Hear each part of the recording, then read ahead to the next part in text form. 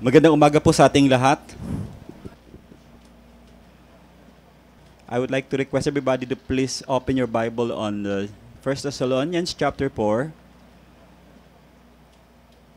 Pag-aaralan po natin ngayon ang talatang 9 hanggang talatang 5.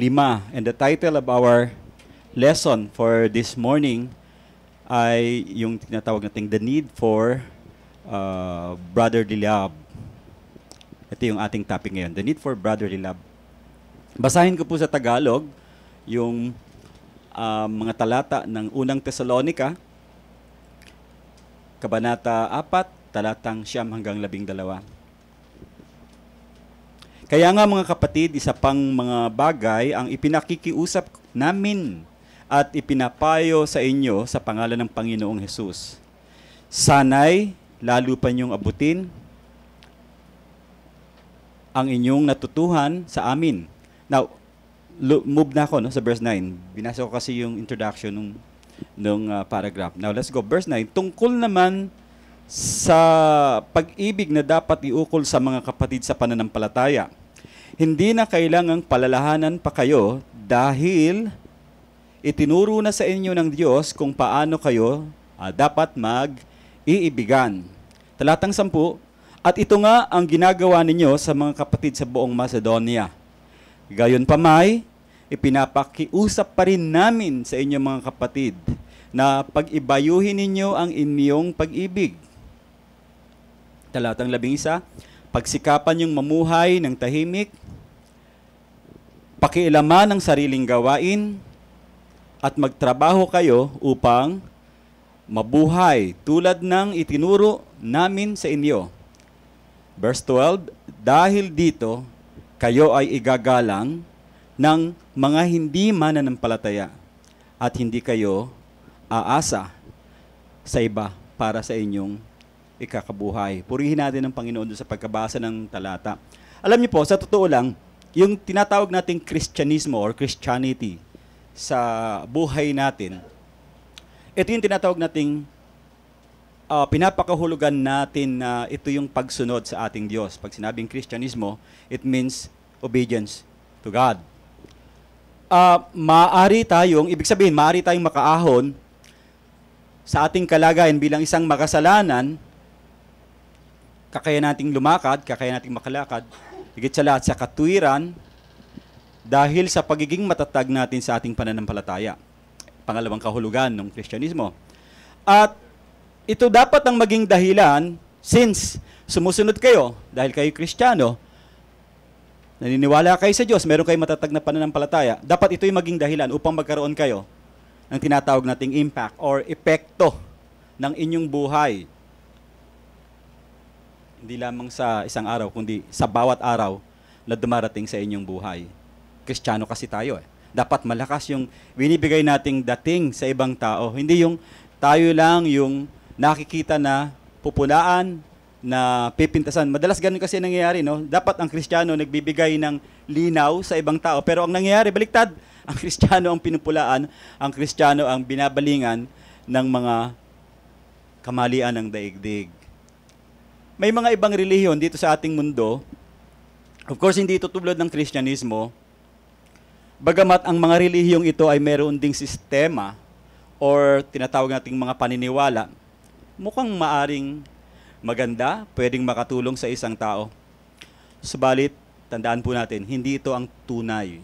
Yung relihiyon, kahit ano pang relihiyon, or lahat ng relihiyon dito sa daigdig, hindi ito tulad ng sinasabi nating Kristyanismo. Which means, hindi ito yung tunay na pamantayan ng katotohanan.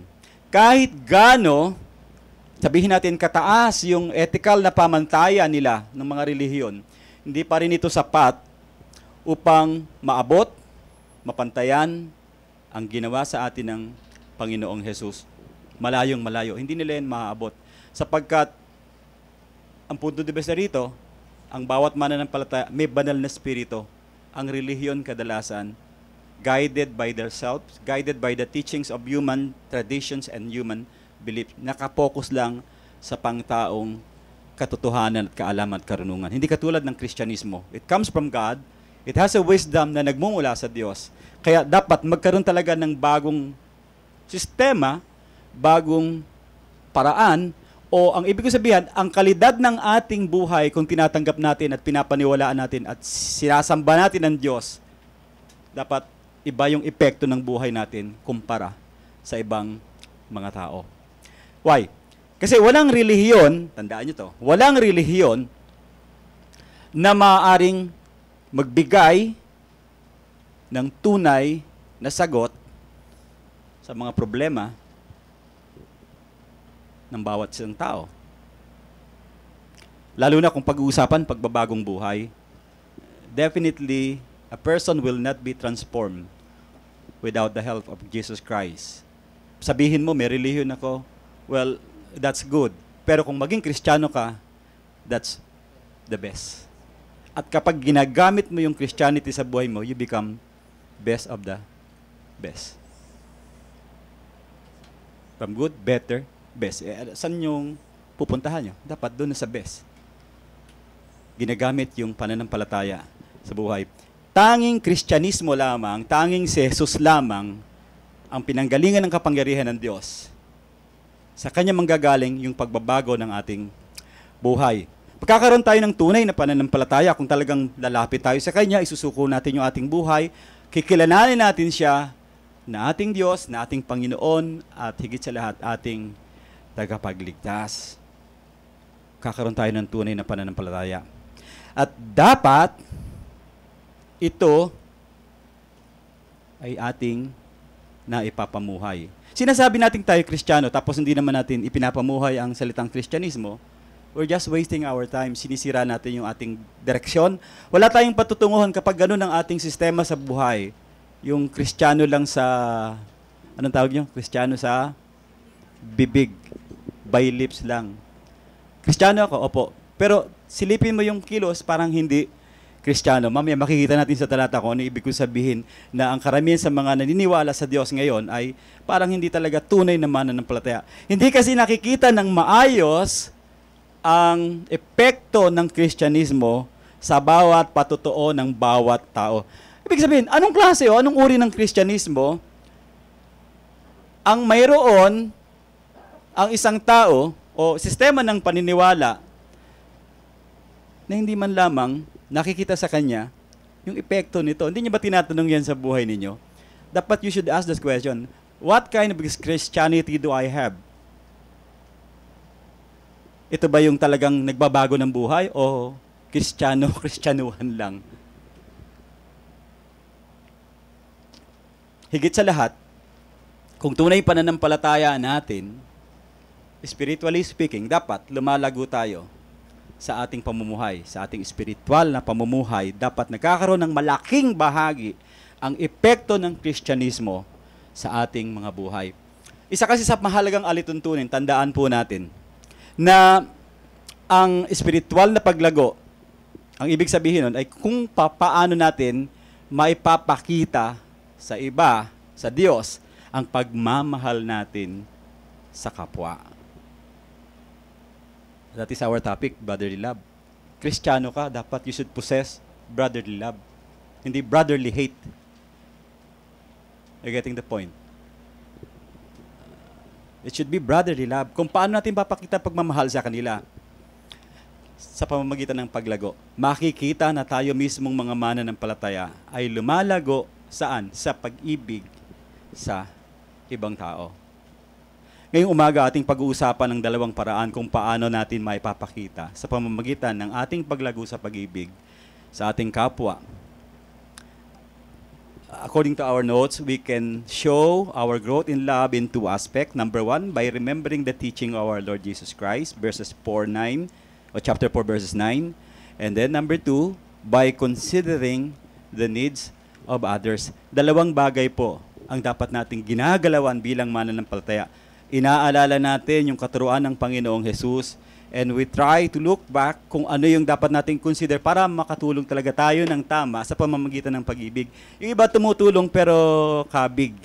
They help pero merong in return. Iba yung motibo nila. Like for instance, halimbawa, pinasemento niya yung karsada. Ano kaya ang motibo ba't niya pinasemento yung karsada? Para ba sa mga tao makakadaan ng maayos? O kumukuha siya ng campaign drive para pagdating ng eleksyon ay iboboto yung kanyang pangalan? Mukhang maganda dahil maganda yung karsada. Pero deep inside, hindi natin alam.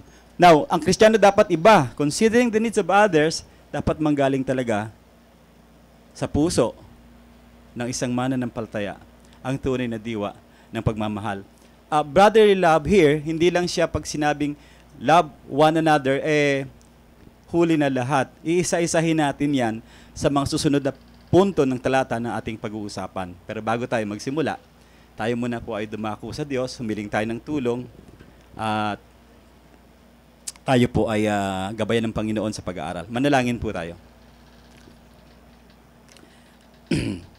Aming Diyos na makapangyarihan sa lahat, muli po kaming dumudulog sa iyo.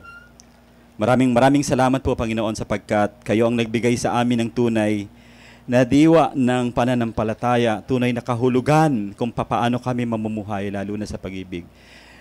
O Diyos, tulungan mo kami na ang aming paglago ay maging makabuluhan.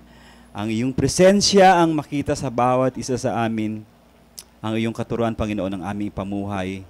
Bantayan niyo po kami palagi at maraming salamat sa pagbabantay na yan. Ngayong umaga, kayo po ang manguna sa pag-uusap namin, sa pag-aaral namin.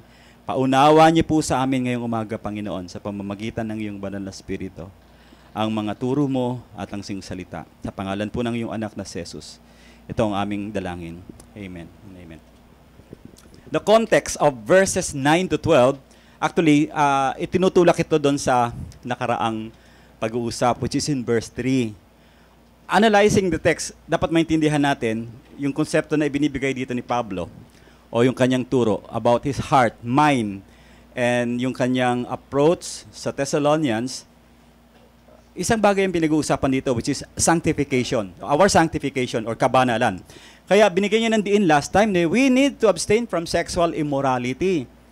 Mahalagang mahalaga bilang isang mananampalataya na hindi ito yung pangunahing drive sa buhay. Napag-aralan natin noong nakaraan, at ito'y binanggit natin, na ang pagiging dalisay bilang isang mananampalataya, pangunahin dapat na attribute ng bawat isa sa atin. Inuuna natin na tayo dapat banal sa harap ng Diyos. At meron ako nabasang aklat na nagsasabi daw na ang Diyos ng mundo ngayon, unang-una ay sex, pangalawa, money, pangatlo, self-love. Kalaban nito, yung itinuturo sa atin ng Biblia, which is purity.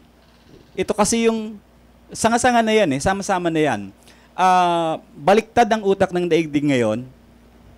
At hindi ko alam kung binanggit ni Pastor Vince sa inyo yung subject about safe sex na sumisira talaga sa daigdig. Kung titignan nyo, parang maganda yung term, pero in reality, paninira yan sa katuruan ng Diyos. Hindi dapat yan ipinapamuhay, hindi dapat yan tinatanggap dahil kasalanan yon sa harap ng Panginoon. Abstaining from sexual immorality or lustful concept about life. Yun kasi ang kanila, hindi love. Lust, yung kanilang drive. Kaya dito, dahil sa punto na yon, itinulak ni Apostol Pablo na banggitin ang bagay na ito.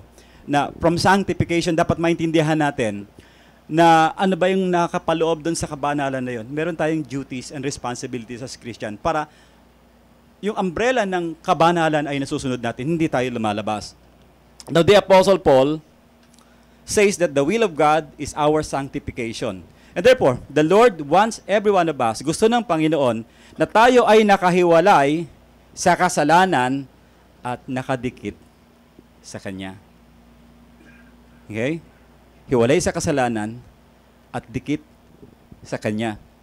Sanctification means set apart.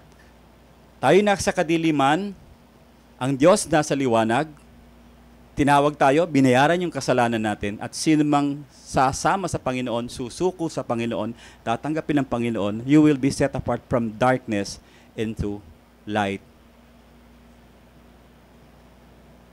Magiging malinis ka sa pamamagitan ng Panginoon. Kasi binayaran na ng Panginoon ng kasalanan. Lahat ng kasalanan, kasalanan noon, kasalanan ngayon, at mga kasalanan sa hinaharap, every sins, everything that is connected to sins are all being paid by the Lord, which means meron na tayong access para maging dalisay sa harap ng Diyos.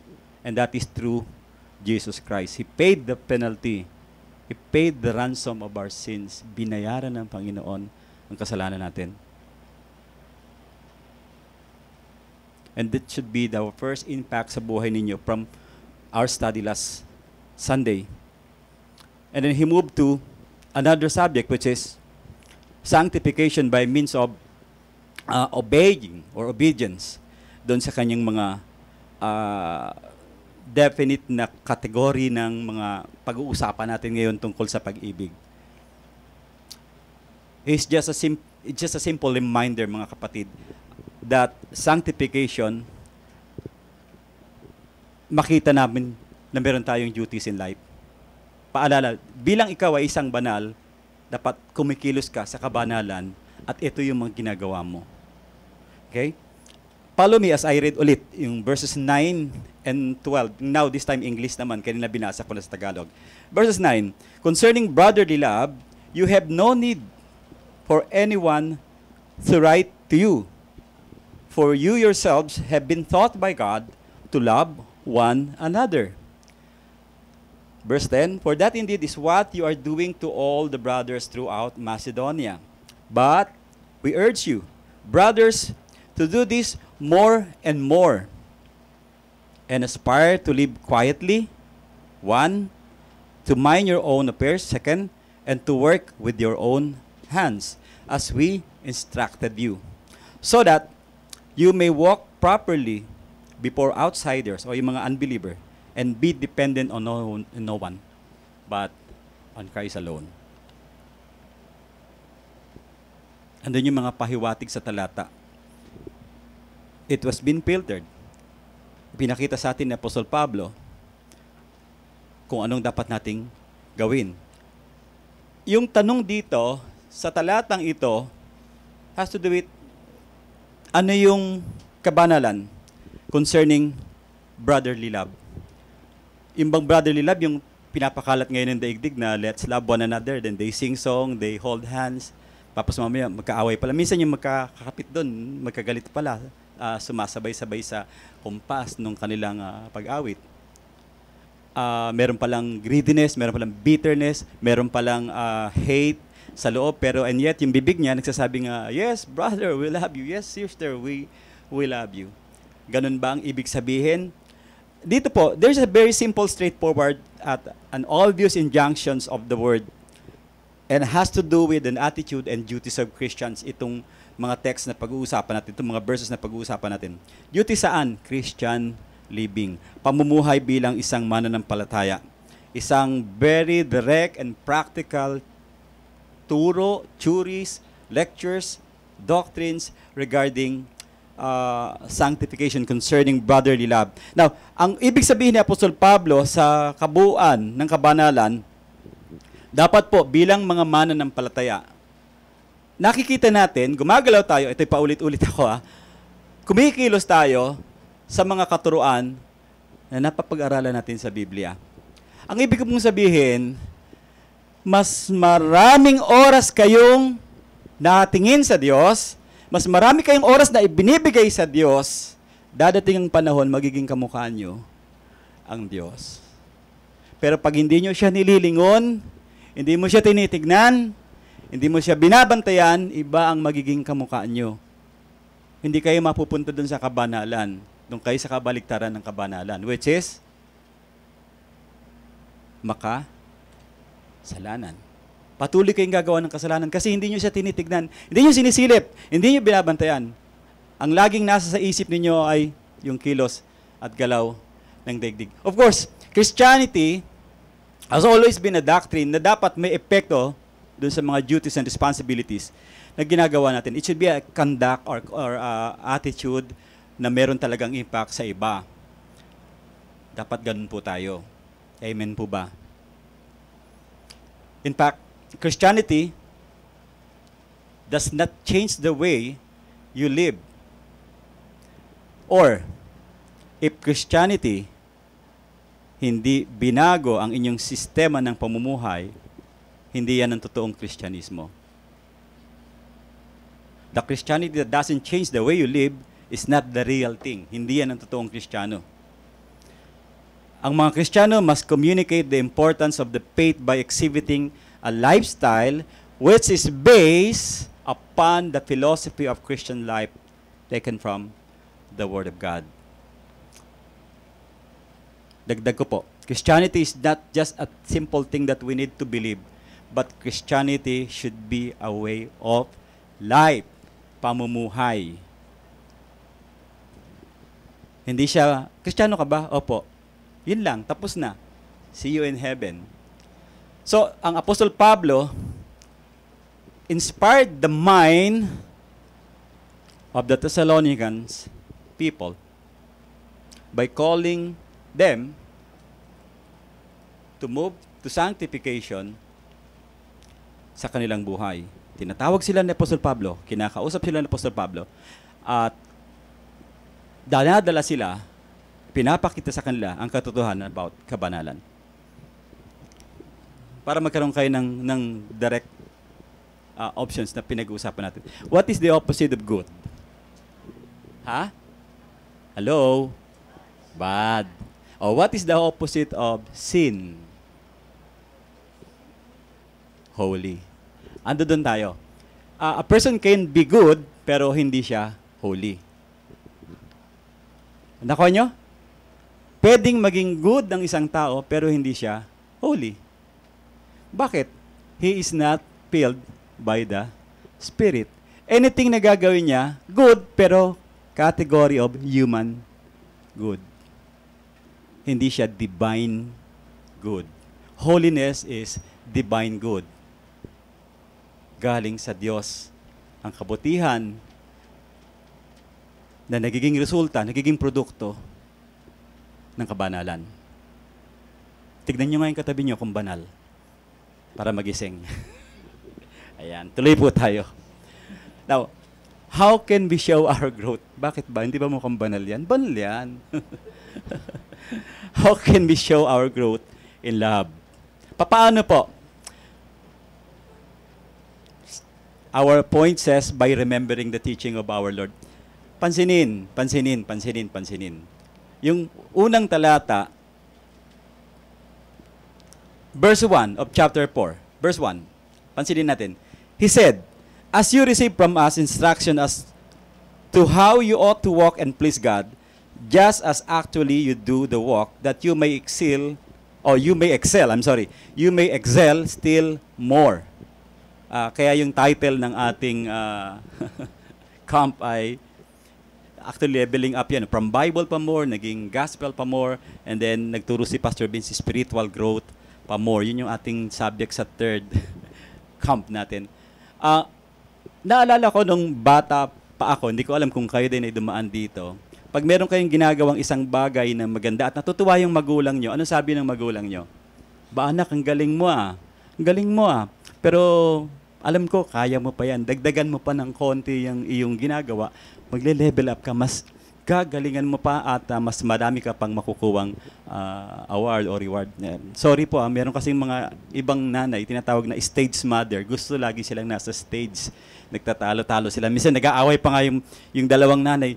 Tinitignan nyo, anak, kumuha na naman ng award, sinabitan ng medalya. Doon sa isip ng isa, anak, galing mo sa isang taon para tayo naman nakaakyat dyan. Yung mga stage mother na tinatawag ko. Pero hindi yun ang ibig ko sabihin dito sa puntos natin. Ang ibig ko sabihin, ginasabi sa atin ng mga magulang natin na pagka tayo nakakuha ng award, meron tayong nagawa sa bahay na maganda, lagi tayong pinapas ng tatay at nanay natin. Galing ah, baka dugtungan mo pa yan. Sabi niya, dagdagan mo pa more, para mag-excel yung iyong growth.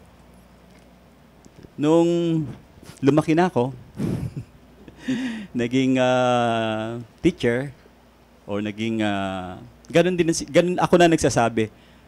Alam nyo, magaling kayo. Or ganito natin. Kung papipiliin ako ng membership, sinabi ko na to sa inyo, no, doble na. Kung papipiliin ako ng membership, hindi ako aalis sa life field. Kasi nakita ko, ang bawat miyembro ng life field ay matitindi, malulupit, talagang to the max yung kanilang pananalig. Pero, konti pang push. Konti pang push. Alam ko meron pa tayong iaangat sa ating pananampalataya. Kung naintindihan niyo ko, ito yung ibig sabihin ni Pablo. Yung mga taga-Thessalonica, sa short period na sila ay nagkita-kita at nagkakilala at na-evangelize, na turuan ni Apostle Pablo, biglang umangat ang kanilang pananampalataya. Nung malayo na si Pablo, ayun pa rin ang kanyang paalala. Alam ko meron pa kayong magagawa. Excel pa more, sabi ni Apostle Paul. Kaya nyo yan.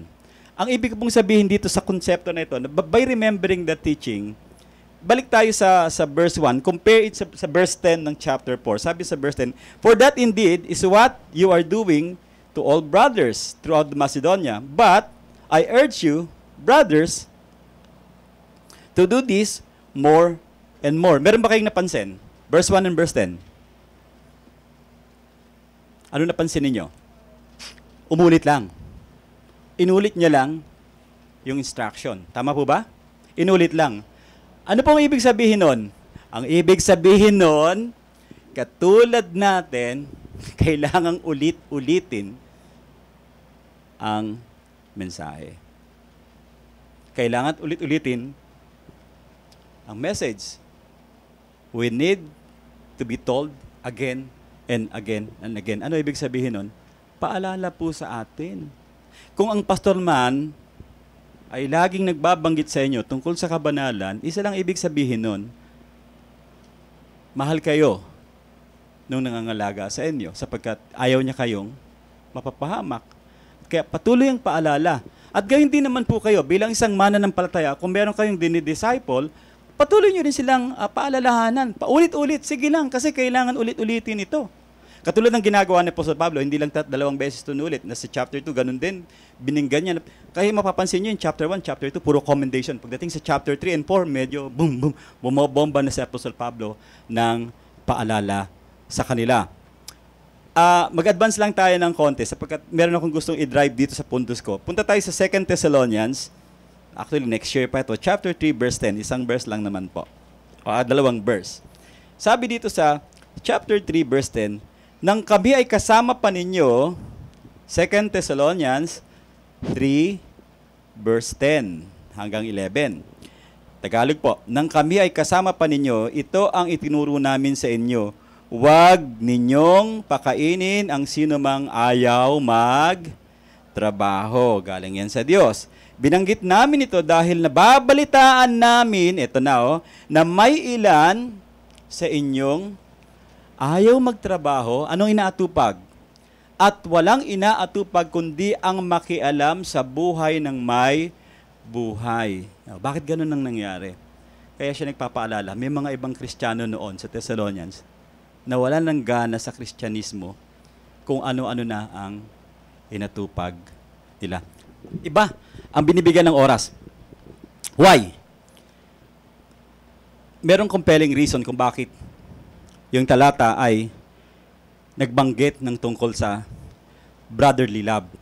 Sabi ko kanina sa inyo, ang direktiba kasi ng mga taga-Thessalonica ay nauuwi sa last. Remember, Paul, naroon sa Corinth, at ang paligid ng Korinto, alam natin, ay pagan origin. Worship nila is pagano. The same thing with Thessalonian. Halos malapit lang yan doon eh. So, yung nakikita ni Pablo sa paligid, posibleng nakikita niya sa Thessalonica. Kaya siya nagpapaalala, huwag kayong gagaya dito, sapagkat ang mga ito, akala nila yung sexual immoralities, bahagi ng kanila. Actually, meron pong isang relihiyon sa Corinth, sa panahon na yon ng Rome, na ang pangunahing ideology ng pagsamba ay orgies and sex. Ginagamit yon para sambahin ang kanilang mga Diyos-Diyosan. Merong isang simbahan ng mga panahon na yon, based on history, na may mga room. At dito, nagaganap ang mga pagtatalik. May iba-ibang klaseng pagtatalik. Nagsimula sa L, lesbian. G, ano yung G? Gay. Noon pa naman kasi yan. Ano yung susunod? T, transsexual, and then, or B, bisexual and transgender. Magkakaroon pa yan. Meron pang Q, meron pang R. Duduktungan pa yan siguro nila. Padami ng padami sa panahon natin. Ang mga nauuso, na nakapattern din sa nangyayari noong mga panahon na yun. Kakaiba lang, noon, ginagamit nila sa kanilang worship. Sabi ni Pablo, hindi yan ang love. Loving Christians, it doesn't mean lust. Kaya ang drive niya rito ngayon concerning brotherly love. Now, bakit nagkaroon ng problema na nauwi sa ganon, yung sistema ng mga taga-Thessalonica? Kailangan natin maintindihan, we need to understand carefully yung flow chart ng text para mas maging maliwanag sa atin yung discussions na kanyang binabanggit dito. The next subject kasi will begin in verse 13, no? Nasa 9 to 12 tayo, no? Yung susunod na subject has to do with the rapture of the church sa susunod na Sunday ito. And the return, discussion about the coming or the return of Christ, yung tinatawag nating Day of the Lord. Now, what is the scenario para makita ninyo at makatunggali ko yung isip ninyo sa sinasabi ko? Yung Thessalonian Christians, of course, tinuruan ni Pablo, pinangaralan ni Pablo, na-evangelize, maraming naligtas, maraming lumapit sa Panginoon, nagpatuloy sa pag-aaral, sa Bible study, gumawa ng mga bagay na makadiyos, kabanalan, sumunod, hanggang dumating sa puntos na itinuro ni Pablo na ang Panginoon ay darating. Tinuro rin naman sa atin yan. Alam naman, meron ba dito nakakalam na hindi darating ang Panginoon? Meron tayong tinatawag na second coming. Nagkaroon kami ng trivia kay Ina. Talagang pinahirapan ka. Sabi ko, Ina, hanapin mo yung salitang second sa Bible kung meron talagang second coming. Alam niyo ba? Meron, no? Nasa Hebrews chapter 9. Anyway, so yan, para madagdagan ninyong kaalaman. Yung ikalawang pagbabalik ng Panginoon, ang problema ganito. Ang mga taga-Thessalonica, dito na nag-focus. Seriously, dito na sila tumambay, huminto. Nag-aabang na lang sila sa pagdating ng Panginoon. Masama bang mag-abang sa Panginoon? Hindi. Pero ang masama rito, hindi na sila gumagawa. Gumawa man sila, mali ang kanilang ginagawa, mali ang sistema ng kanilang pag-aantay sa Diyos. Naalala niyo ba yung kwento? I think 1977, may nagbulgar. Nakakalungkot kasi Kristiyano pa naman to. Yung Radio Bible, naalala niyo yung sa Daily Bread, kung sino man yung author na Radio Bible something. Nag-declare sila by November 1977, nabot natin to, yung mga panahon na yon. Sinabi nila na dadating ang Panginoon by November. Nagkaroon to ng sa Amerika, talagang may mga placard, iba nagrarally. Alam niyo ba, may mga kwento, nakakalungkot, may mga mayayamang Kristiyano, binenta nila lahat ng gamit nila at yung kayamanan nila ay pinambili ng mga Bible. Ito nakakatawa. Bumili sila ng yung kamay na glowing in the dark. Alam niyo ba? Alam niyo yung glowing in the dark? Na praying hands na glowing in the dark. Para pinamimigay sa lahat ng mga tao, tapos sangkaterbang trucks. I think maganda naman yung gawin nila. Pero let's say example, November 1 ang expected date nila ng pagdating ng Panginoon. So, noong mga time na yon, gabing yon, ay nasa loob na sila ng isang malaking hall at waiting. Nandun ka ba? Wala. Nag-aantay sila. Let's say November 1. Let's say 10:30. Maingay doon sa hall. Talagang everybody is excited. Kasi nga hinulaan na darating ang actually nung pang 3rd century hinuhulaan na darating ang Panginoon. Pero hindi dumating. 11:35. Yung ingay medyo nababawas-bawasan ng konti. 11:50. Talagang solemn na quiet, nagpapakiramdaman, may nagpe-pray. Can you imagine darating ang Panginoon, di ba? So ano magiging pakiramdam mo? 12:01. Tahimik pa rin. 12:10, may mga na naririnig. 12:30, 1:30, 2:30, and then naging November 2, walang dumating. Ano sa palagay nyo ang situation? Very discouraging. Frustrated yung iba. Wala na silang mabalikan. Wala na yung pera nila eh. Wala na yung bahay nila. Mali ang focus. Just like the Thessalonians. Alam niyo po, bilang mananampalataya, kung talagang mananampalataya kayo at naniniwala kayo na ang Panginoon ay darating, do you need to go on panic? Dapat ba mag-panic? Tama si Jeff. We should be relaxed. At dapat, kampante ka talagang on your mind, on your heart, you know that the Lord will return. Sinabi niya yun, ilang beses niya sinabi, ako'y babalik, ako'y babalik. Sinabi niya sa John 14, sinabi niya sa mga ibang aklat, pinatotohanan ng mga apostol, ng mga laman ng Biblia, it was prophesied in the Old Testament. Therefore, taken, the Lord is coming.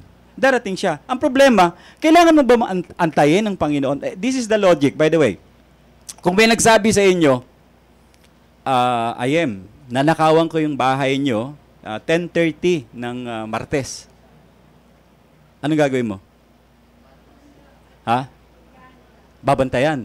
Siguro, alas 6 pa lang, nakalabas na yung mga gamit nyo. Pag may nagbabantay, darating ba o hindi? Darating kayo magnanakaw? Alam niyo ba yung babantay? Hindi siya darating.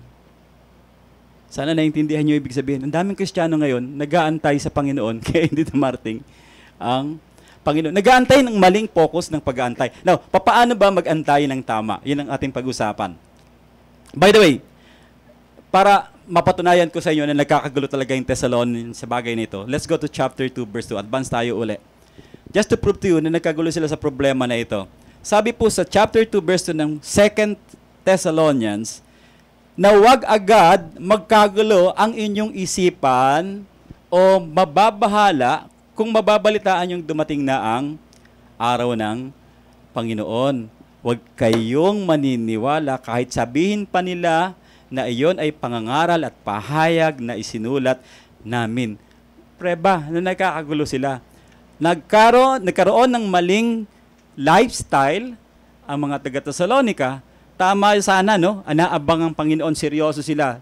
They really want the Lord to come. Hindi lang naman sila eh. Si Apostle John, si Paul, and everything sa Corinthians, sa ibang aklat, sa James, sa John, makikita mo na the Lord is coming, be patient. Nandoon yung mga bagay na yun. Pero dito, nagkaroon sila ng mga tinatawag nating maling underlying foundations about the return of the Lord. Unang-una, ang Diyos ba ay nagpapanik sa kanyang pagdating? I don't think so. And people of God, mga kapatid, my beloved, dapat ganun din ang reflection natin. We should not be panic on the state of yung panic flow na tinatawag, no? Nakalimutan natin kasi na the underlying foundation of all of this waiting for God is the credibility ng ating pamumuhay. Tama ba? Kung mali ang style mo, lifestyle mo, magkakaroon ko talaga ng panic. Pero kung tama ang iyong pananampalataya, sabi ni Jeff, relax mental attitude, serving God with a relaxed mindset, hindi ka magpapanik. Alam mo naman darating siya eh. All you have to do is to prepare properly, to prepare correctly, and to prepare honestly in the return of God. The Lord is coming soon. What should we do? Anong gagawin natin? Number 1, sabi dun sa text, love its other more, pa more. Verse 9, tungkol naman sa pag-ibig na dapat iukol sa mga kapatid sa pananampalataya. Hindi na kailangang palalahanan pa kayo dahil itinuro na sa inyo to ng Diyos na kayo ay kailangan mag-ibigan. Hindi ito ginagawa ng mga mananampalataya sa kasalukuyan. Instead, the church today is very anxious, or it's so anxious sa sinasabi nating pagbabantay sa pagdating ng Panginoon, but majority are not performing their worldly responsibility.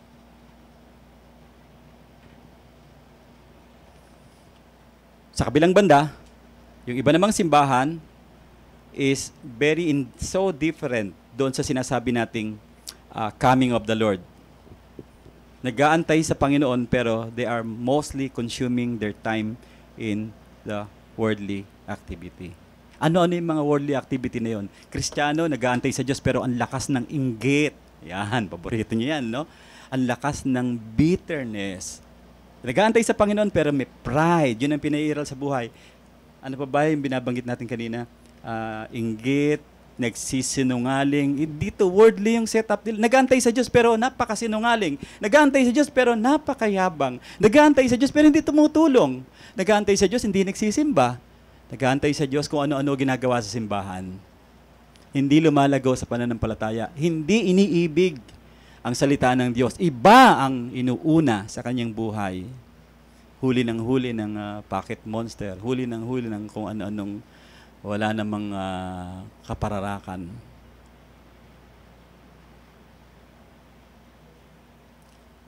Love, it's other. Ano ibig sabihin nun?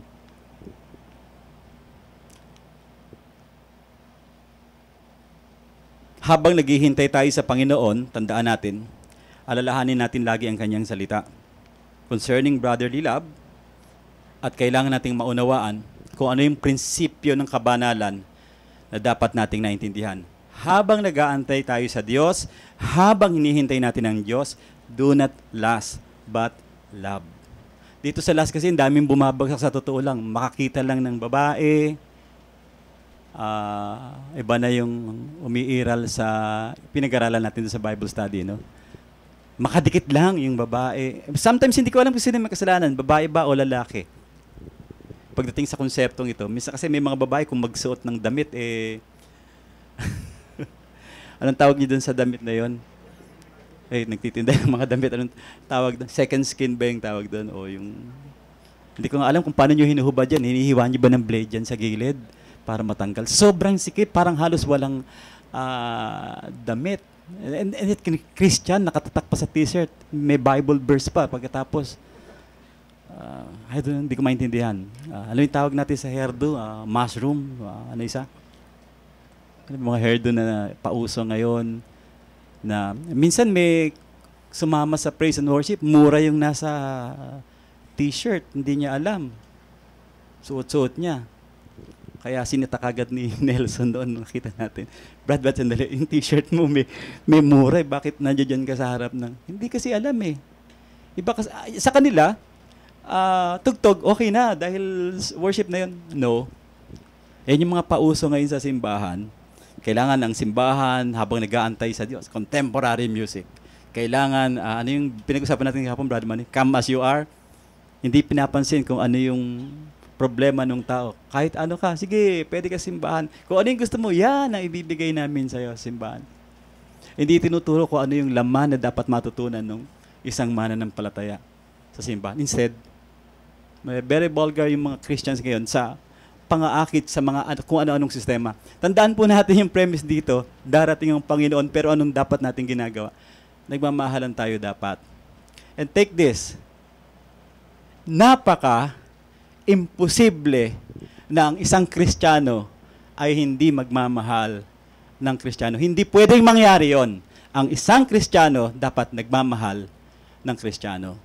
Kasi meron kang kaligtasan. Yan ang magpapatunay na ikaw ay Kristiyano. Otherwise, baka wala yung kaligtasan sa buhay mo, kaya hindi ka marunong magmahal. Kahit na gaano kasakit ang ginawa ng isang tao sa'yo, dahil ikaw ay Kristiyano, dapat kang magmahal. Bakit po? Romans 5:5. This will prove. Romans 5:5. Basahin po natin. At, Roma 5:5, hindi tayo binibigo ng pag-asang ito sapagkat ang pag-ibig ng Diyos ay, anong ginawa sa atin? Ibinuhos na sa ating, wala ba kayong Biblia? Ibinuhos na sa ating, kahit na cellphone, pwede na, mga heart, mga puso, sa pamamagitan nino ng Espiritu Santo. Kaya pala yung text, sabi ni Paul, doon sa verse 9, concerning brotherly love, you have no need for anyone to write. Hindi ko na kailangan ituro ito sa inyo. Sapagkat for you yourself have been taught by God, para saan? To love one another. It will manifest, mga kapatid. Kung Kristiyano kayo, lalabas talaga sa buhay nyo, na mamahalin nyo, kahit na hindi ka mahal-mahal ang isang tao. Naintindihan niyo po? Amen po ba? Kasi nasa puso pala natin. Hindi mo talaga pwedeng tanggi. May ginawa sa akin yung dati yan. Niloko ko, o siniraan ako ng puri, o kaya binastos ako, o kaya ininsahan ako niyan, pinagkalat na ganito. Hindi ko na yan maibig, hindi ko na yan mapapatawad. Hindi ka Kristiyano pagka ganun ka. Ang totoong Kristiyano, alam ko anong prinsipyo ng brotherly love. Mas malalim pa sa affection, mas malalim pa sa... In other words, the love should be always, listen to this, that love, that brotherly love should be always expressed in our service. Meeting the needs, caring for people, etc., etc. Praying for others, loving them. Pero ang daming sumasablay dito. Daming sumasablay. Kung minsan hindi ko alam bakit sumasablay, pero ang daming bumabagsak dito. Iba kasi yung priority nila sa buhay eh. Habang nag-aantay sa Panginoon, meron silang ibang inaantay din. Nag-aantay ba ng visa? Hindi. May mga ibang inaantay. Well, listen to this. Dapat nating tanggapin kung ano yung kalooban ng Panginoon sa buhay ng bawat isa sa atin. Wala kasing ibang nakakaalam ng dapat mangyayari sa buhay natin kung di siya. Kung meron tayong ginagawa sa buhay natin, at tayo na apektuhan at ayaw na nating mag-antay sa Diyos. O nag-aantay tayo sa Diyos pero yung tenga natin sarado, hindi pinapapasok. Mag-isip-isip kayo mga kapatid. Alam niyo kung bakit? Kapag ganun yung tema natin, hindi tayo nagpapatawad, hindi natin minamahal yung mga nanloko sa atin. Ano po ang sabi ng 1 John chapter 2 verse 9? Ang nagsasabing siya ay nasa liwanag, ngunit, ayun, ngunit napupuot sa kanyang kapatid, ay nasaan pa? Nasa dilim. Nasa kadiliman pa. 10. Ang umiibig sa kanyang kapatid ay nananatili saan? Sa liwanag.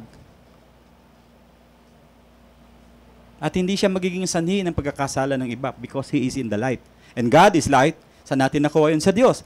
Ngunit ang napuput sa kanyang kapatid ay nasa kadiliman pa. Lumalakad siya sa kadiliman at hindi niya alam kung ano ang kanyang pupuntahan sapagkat siya ay binulag ng kadiliman. This is what would happen sa isang Kristiyano na hindi lumalago sa brotherly love, walang concern sa brotherly love, hindi alam kung ano yung brotherly love, puro brotherly love ang naririnig mo sa bibig pero hindi naman lumalabas sa buhay. Mahihilo lang itong Kristiyanong ito. Baka nga wala pa sa kanya yung katotohanan. Kahit pala hindi maganda ang ginawa sa atin ng Diyos, o hindi maganda ang ginawa sa atin ng kapwa natin, not ng Diyos, but ng kapwa natin, kailangan pala rin natin tanggapin because it is obvious. It comes from God.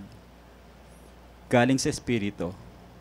Hindi na tayo dapat turuan kasi it will be an automatic. Hindi niyo ba napapansin sa buhay niyo na kung dati kayo masungit, kayo hindi nagpapatawad, kayo hindi tumutulong, nagbago ang buhay niyo, hindi yan dahil sa nakita niyo sa pastor o nakita niyo sa ibang tao. It comes directly from the power of God. Siya yung nagbago ng buhay niyo. Kakamangha minsan, pero ganun talaga ang Diyos. Lahat na. Hindi ko alam kung anong superlative ang gagamitin ko. Nasa Kanya lahat. Sense of humor, super. Yung Kanyang pagdadala sa problema na sinusunod natin, wala akong masabi. I praise God for that. There are times na tayo mismo ay gumagawa ng mga bagay na hindi tama sa ating anak, maging yung anak natin gumagawa ng hindi tama sa buhay natin. But because of God's grace, because of His love, because of His love, His empowering love, binabago talaga yung isip natin. Sumusunod tayo. Nakikita natin kung hanggang saan yung sukdulan ng ating galaw. Kasi kung tayo lang di natin talaga patatawarin, narinig ko si Ami nung linggo sa Bible study namin. Pagka daw ito ay nag-asawa nang wala pa sa oras, layas ka! Sabi niya, palalayasin ko yung pastor. Wala pang, hindi pa natatapos mag-aral, tapos mag-aasawa agad. Kasi we were talking about sexual immorality before and majority ng mga bata ngayon. Can you imagine, sabi ni Sister Edna, 15, 12, mga buntis na yung mga bata. And this is the system of the world. Nilalayo tayo doon sa tunay na konsepto ng pag-ibig. Ginagawa ng diablo ng kakaibang uri, an attack for the plan of God. The plan of God is very simple. Kung tayo mag-aantay, habang naantay natin, let's love one another. Hindi last one another. Sabi ko kanina, obvious. 1 John chapter 3, verse 14, nalalaman nating lumipat na tayo sa buhay mula sa kamatayan. Sapagkat iniibig natin ang kapatiran. Ang sabi po ng Biblia, ang hindi umiibig, nananatiling patay. If you don't love the brethren, you are dead. Saan? In sin. Dahil sa kasalanan. So, if everybody here is a Christian, what is our application? Hello? We should love our brothers and sisters. Every Christian has these basic teachings dapat. It should be an inherent attitude sa loob, an attitude of love toward other. Because isa ito sa produkto ng salvation. Ang taong naligtas, ang taong sumuko sa Panginoong Yesus, nagre-resulta sa pag-ibig. Kung wala ang pag-ibig sa buhay ninyo, baka wala ang kaligtasan. Baka hindi kayo sumuko sa Panginoon. Pangalawa, let's consider the needs of others. Aside from showing this, yung teaching, pinapaalala sa atin ng Diyos, let's continue considering the needs of others. Paano ba ito? Verse 11 hanggang 12. And to aspire, sabi doon, parang kaduktong ito. Okay, ang mga taga-Thessalonians nag-aantay sa pagbalik sa Panginoon. Tayo mag-aantay sa pagbalik sa Panginoon. Ano yung utos? Love one another. Pangalawa, nagulat ako dito. Kasi kabaliktaran ng natutunan ko dati. Sabi dito, live quietly. Manahimik. Nakita niyo yon? Tingnan yung trabaho ng mga Kristiyano ngayon. Maingay. Mga nag-aantay sa Diyos, nag-aantay sa pagbalik ng Panginoon, very vulgar sila. Napakagugulo. At kung ano-ano mga, magsisi ka na. Meron mga tumotorotot. Pag ako nasa bus dati, nakarinig ako na may placard. Babalik na ang Panginoon. Magsisi na kayo. I don't think yun yung utos sa atin ng Diyos. Wala kasi ako nakitang ganong command na mag-ingay. Ito, maliwanag pa sa sikat ng araw. Live quietly. While waiting for the return of the Lord, we should be quiet. Ano ibig sabihin ng quiet? Sabi ni Jeff kanina, relax, pwede ring restful, pero ang ibig drive ng verse sa atin, ang ibig ituro sa atin ng verse, we should have a life full of peace. Peaceful living. Saan? In the face of persecution, dapat peace ka. In the face of trials, meron kang mga pagsubok, dapat tahimik ka. Sa pag-aantay sa Panginoon, dapat tahimik ka. Don't make any trouble. Bawal mag-rally. Nakita ko yung last event nung mga naka-maroon, ang tawag doon. Nazareno, alam ni Sister Edna. Nazareno kasi paborito niyang kulay, violet. Maroon. Ayan na, plug pa. Maroon. Iba pala yung maroon sa violet, no? Di ba, ang dami nun, no? Coming up from Quiapo Church, dami nun. May mga dumating ng mga born again daw, ng mga Christian, sumabay. Sumabay mismo dun sa prosesyon. At ang ginawa nila, hindi yan ang totoong Diyos. Sinisira nila yung... Ano nangyari sa kanila? Malamang, tama si Pastor, mabubugbog ka ron. Iilan lang kayo, isang kater ba yun? Yung event na yan, similar din sa panahon ng Panginoon. Konti lang yung Kristiyano. Pagka kinakalaban mo yung paniniwala nila, magtago ka na. Hindi ka ang gugulpihin. Puputulan ka na. Ano yung uso ngayon? Papatayin. Patayin kita. Yan ang uso ngayon. Are you following? Hindi pala natin dapat ginagawa yon. Instead, while waiting for the Lord, our life should be a life of quiet living. Huwag kayong gagawa ng gulo. Ang Kristiyano, kung merong nang away sa'yo, ang sagot is, tahimik. Pag-pray mo siya. Tulungan siya. Gabayan siya. Kung merong bagay na nagkakaroon ka ng agam-agam, while waiting for the Lord, God is teaching us to be calm. Baligtad, yung daigdig magulo, pero ang Diyos, tinuturuan tayo ng pagtindig sa tamang pananampalataya. We believe that God is powerful. We believe that He is returning. Babalik siya. Enough na yon. Nasa mindset na natin. Don't panic. Ano yung term dito? Huwag niyong pindutin yung panic ploy button para magkagulo-gulo kayo. We have the alarm. We can see it in the Bible. Christ is coming. Very soon He is coming. But the attitude should be, one, love one another. Consider the needs of other. Live quietly. Meron pang isa. Take care of your own business. Sabi doon, mind your own business. Ibig sabihin, concentrate on your own life. Concentrate properly on how you praise God, how you live, how you worship God. Stay out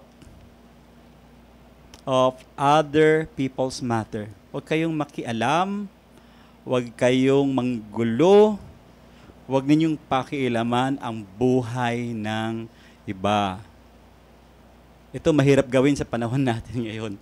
Karamihan ng dyaryo, karamihan ng media, social media, nabubuhay sa daigdig ng pakikialam. Nadudukot yung mga litrato mong itinago mo na ng matagal na panahon, nahahanap nila at ipinopost doon sa Facebook. Lalo ngayon, yung FB is automatic na yung tagging. Kahit ayaw mong itag, sabi ni Arlo sa akin, diretso, they will tag it directly sa pangalan mo. At ang nakakatakot nito, hindi na matatanggal yung tag. Kaya pag tinag ka doon na, halimbawa, before yun yung lifestyle mo na seeking pleasure, patay ka. Nakita ko nga kayo ni... May itinag eh. Anyway, so, mag-ingat po tayo. Paano tayo mag-iingat? Huwag tayo makialam sa buhay ng iba. Tama ba si Tavi? Huwag makialam sa buhay ng iba. Siguro mas maganda, panalangin mo sila kung meron silang nagiging problema, tulungan sila pagka kailangan silang tulungan. Pero, premise, live quietly and mind our own business. So, what had happened sa Thessalonians while waiting for the Lord, ito yung nangyari sa kanila.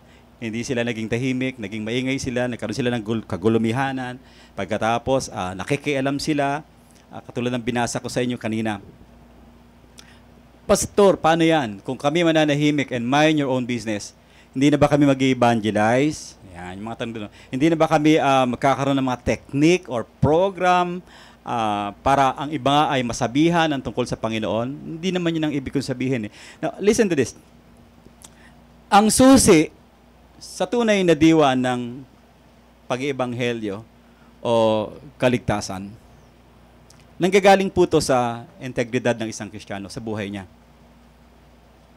Kung hindi ka nanggugulo, hindi ka nagsisimula ng gulo at yung ugali mo ay maayos at nabubuhay ka sa kapayapaan with tranquility, peace, privacy, you're diligently working on your own. Sa palagay mo ba, hindi ka tatanungin ng kapwa mo, anong sikreto mo? Bakit ang dami-daming problema sa daigdig, ikaw nakangiti? That's a starting point. That would serve as a great relevance for a Christians in evangelizing. Hindi yung daldal ka lang daldal tungkol. Sabi sa amin ni Pastor Alan, dun sa subject namin sa Discipleship Lab. And I was hit. I admit. Tinanggap namin kasi tinamaan kami dito.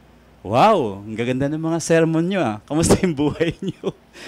Sayang, kahit maganda yung sermon, kung pangit yung buhay mo, wala yung epekto. Dapat mag-manifest yung sinasabi niyong walk the talk. And aside, mas maganda mag-evangelize na mas makikita. How many people, ilang tao na sa inyo ang nagsabi na, sister o kapatid, kakaiba yung direksyon mo. Anong meron ka? Anong sikreto mo? Bakit kahit na gipit kayo, ang dami niyong problema, you could still smile? Parang calm ka lang, parang wala kang problema, but alam ko na malalim yung problema. Anong sikreto mo? Starting point of communication. Starting point wherein you could share the Word of God to people. Di ba? Mas may dating kaysa dun sa daldal ka na, discuss ka na. Hindi tinuro ng Diyos na pag kayo naging Kristiyano, magdi-discuss kayo ng theology buong maghapon. Daming ganyan ngayon, no? Puro discussion ng theology, Theology 101, Theology 102. Wala namang epekto sa buhay nila. Kahit na matutunan mo yung kahit pa mataas yung grade mo sa theology, by the way, kung hindi nagmamanifest sa buhay mo yung pinag-aaralan mo, it's useless, it's meaningless. Ang mahalaga kasi is learn how to love other believers and unbelievers. Living a life with peace, quiet, and then mind our own business. Ano ba ibig sabihin? Baka sabihin, hatred. No, hindi. If you are living a life of quiet living, and then you're minding your own business, pwede mo rin pakita sa tao na maging generous ka sa pagiging tahimik. Pwede kang maging, sabihin natin, you're not scooping on anybody's nose. And then, mabait ka sa ibang tao. Hindi mo sila chinichismis. Hindi mo sila sinisiraan.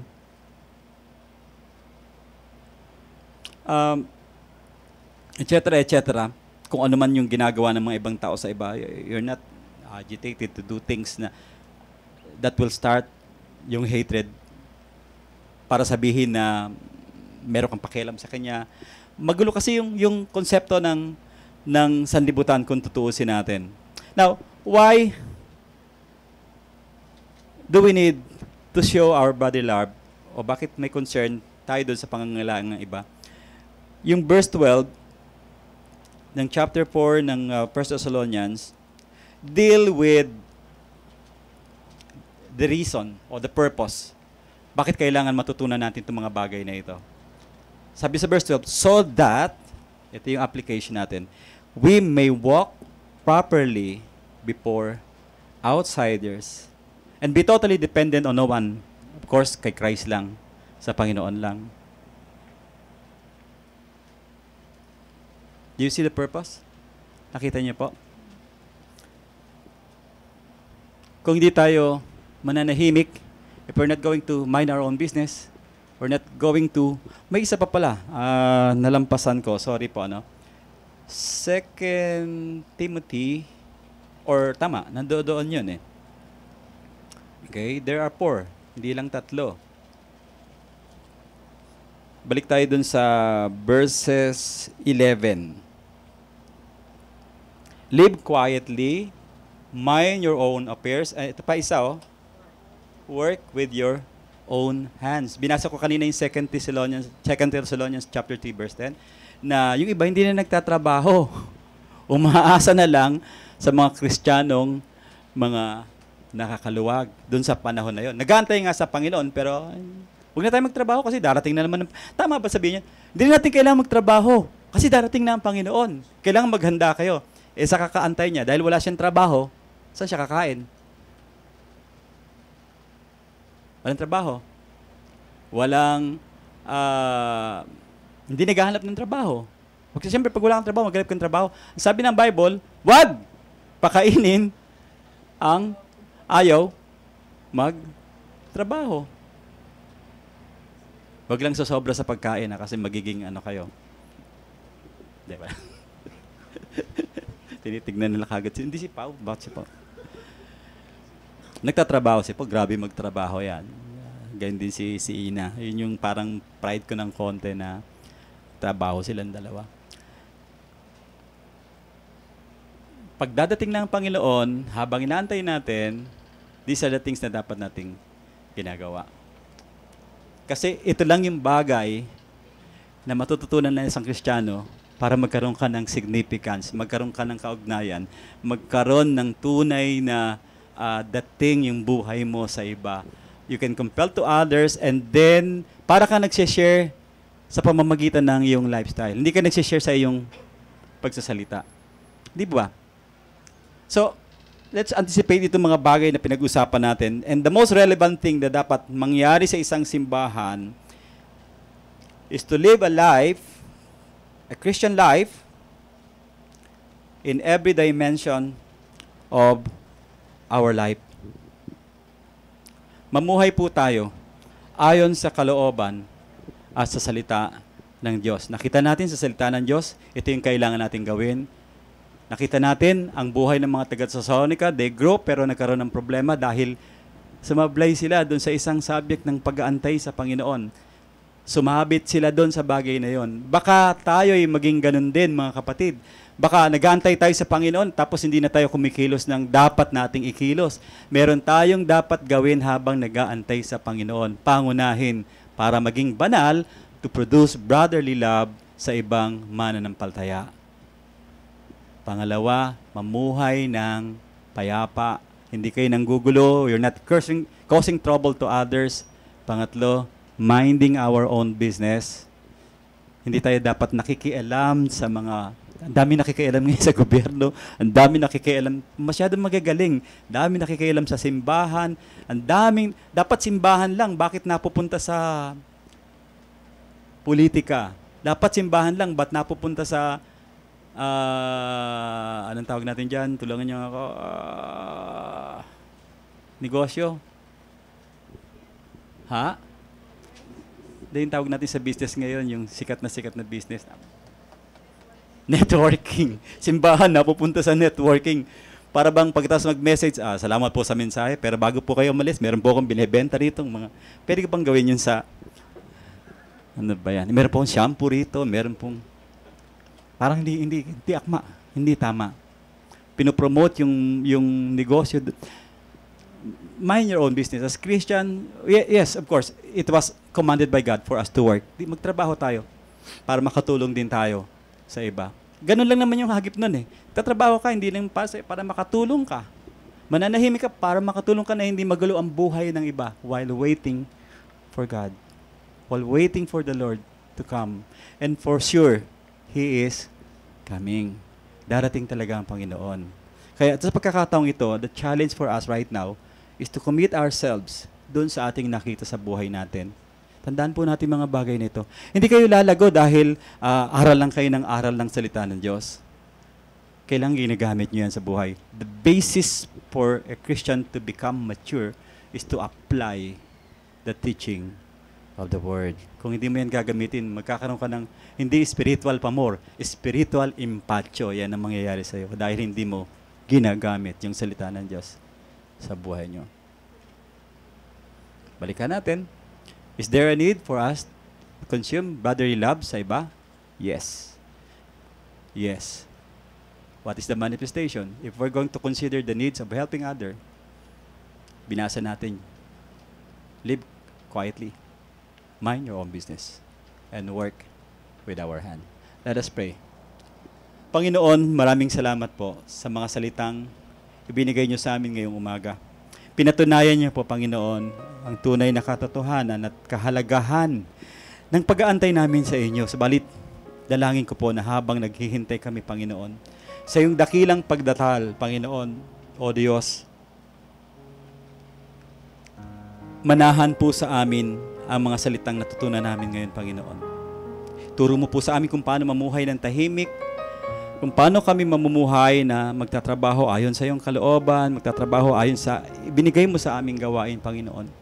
Panalangin namin na gampanan namin ang lahat ng mga responsibilidad bilang isang mananampalataya. At ang aking pong hinihiling, Panginoon, ng bawat isa sa amin, kumilos, gumalaw, nang merong direksyon sa kabanalan, sa aming pagtatrabaho, sa aming pananahimik, sa aming panalangin, sa aming pagsamba, sa aming pagpunta sa mga opisina, pagpasok sa paaralan. Kabanalan, Panginoon, ang makita at maipamuhay ng bawat sa amin.